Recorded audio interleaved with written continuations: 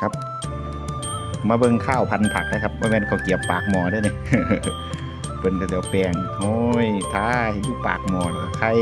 แล้วก็เตรียมพวกผักพวกวุ้นเส้นมาใส่แล้วก็ห่อเฮ็ดคือยัง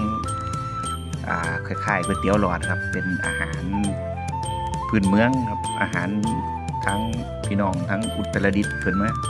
ขึ้นบ้านใหม่เพิ่นเฮ็ดให้กินอุ้ยยังแซ่บเลยดิแซ่บหลายผมกินไป4 จานนะมื้อนี้ห่อพร้อม